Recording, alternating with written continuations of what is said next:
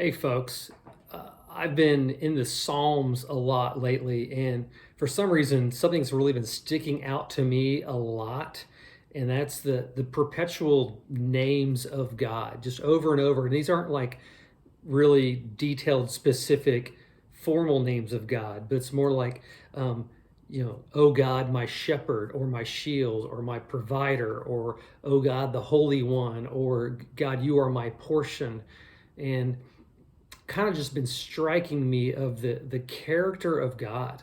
And what I want to do is start a little series. Just it's been sticking with me in my heart, and so I want to start a little series on who is God. Like how do the psalmists reveal the identity and character and the beauty of God Himself? Not just what He does, although that's important too. But this isn't just about what God does; it's about who God is. And we won't really understand who we are until we know who God is. And so, what I want to do, even just now, is just let me give you a quick one. And it's Psalm 62:7. And actually, there's two in here, but I'm only going to pull out one. And that is, on God rests my salvation and my glory. My mighty rock. That's the one I want to hit on. My mighty rock, my refuge is God.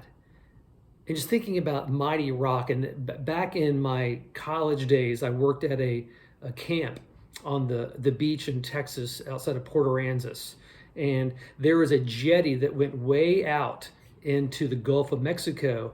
And especially when campers weren't at camp, the staff, we would go out, and what we loved is when there was a hurricane. It sounds terrible. When there's a hurricane way out in the Gulf, maybe 2 or 3 days before that hurricane would make landfall, it would produce some really substantial, beautiful, terrifying waves. And being the brilliant, like 20-year-old that I was, we would go out to the very end of the jetty, and we would be on the final rock on the very end, and the waves would be crashing, and we'd be holding on to that enormous rock that's on the very end of the jetty. And underneath us, it was slippery. All around us, there were storms, and coming over on top of us were these huge waves. And the only thing that kept us from being swept away was this giant rock. And how much fun that was. But now let's look at life, and it's not so much fun in life, but Jesus being our mighty rock, as we've been worshiping through First Peter, that He is called the Cornerstone, that He is that one solid thing that we can hold on to, and more importantly, that actually holds on to us. That right now, oh my goodness, with the fear, with the anxiety, with COVID, with injustice, with the racial tension, with politics, with relationships. Oh my goodness, the wind and the waves and everything. Thinking about Peter crashing down as he's walking on water, but he sees the wind and the waves, and he realizes that he has no solid rock to stand on because he is walking on water. However, there's Jesus. And when Peter sees the wind and the waves, he begins to sink, but Jesus reaches down and picks him up. Brothers and sisters, we have nothing else to stand on.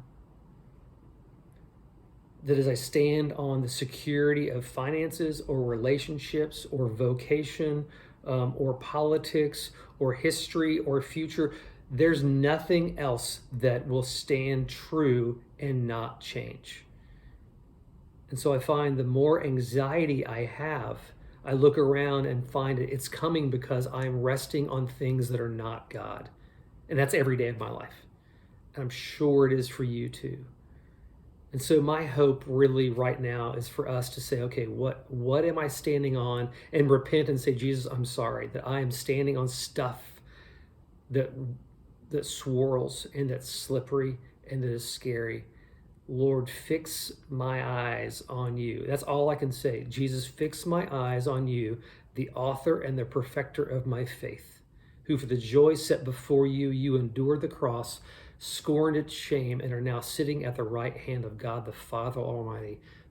Jesus, fix my eyes on you, my mighty rock. Man, I need that today. I hope that's encouraging to you too.